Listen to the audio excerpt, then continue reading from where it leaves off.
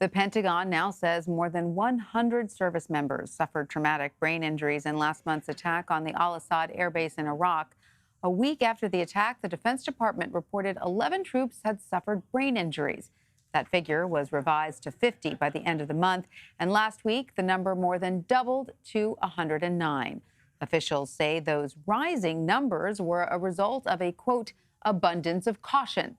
But in a piece for the New York Times, experts suggest there may be a bigger problem driving the delays in reporting. They say there is, quote, no reliable way to determine who has a brain injury and who does not. For more on this, let's bring in Dave Phillips. He's a national correspondent for the New York Times and one of the authors of the article. Welcome, Dave. Thanks for being with us. So why is it so difficult to diagnose brain injuries, specifically in the military? Well, for a long time, for more than 10 years, the people who lead the military have been calling brain injuries invisible injuries for good reason, that you can't see them. It's not like a broken bone where you can take an x-ray and say definitively, yes, this service member has an injury and this one does not.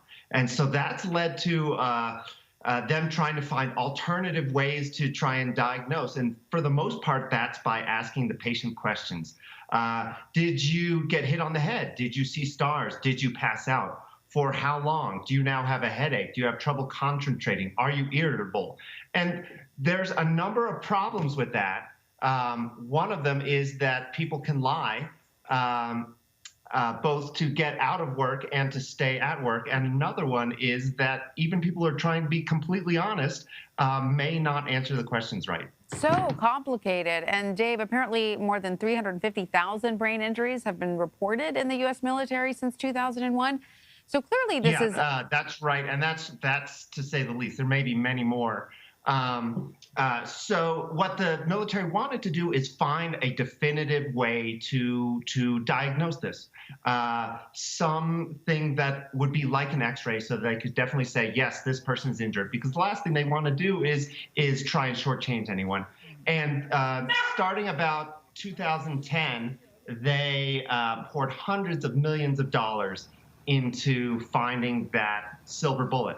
And they are on the cusp of finding this thing, and they have not found it yet. So researchers tell us that within a few short years, there could be a blood test or a brainwave test or even like a saliva test that could very quickly say, yes, this person is injured. But right now, they're not there. Oh, that would be so great, not just for the military, but for sports as well, if they could figure that one out. Right. You can imagine that what if the school nurse or the school coach had that saliva test that they could use at anywhere where someone might be injured. That would be unbelievable. Now, I'm curious about the gear, though, Dave, because gear used to protect troops from bullets and shrapnel has gotten much better over the years.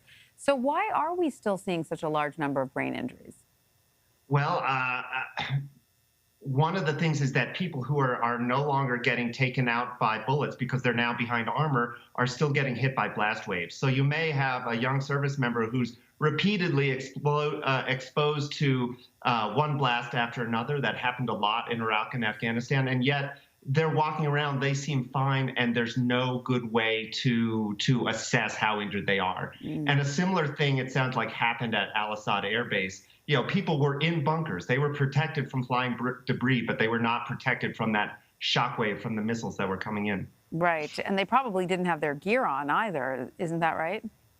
Well, I think some of them did, but, you know, imagine putting on a helmet and then getting blown out of a guard tower that's right next to a missile, and you can totally understand how that might not be enough. Absolutely. And so, Dave, you write that doctors often don't know, because they haven't figured out how to get there yet, whether a patient has a minor concussion or a brain bleed.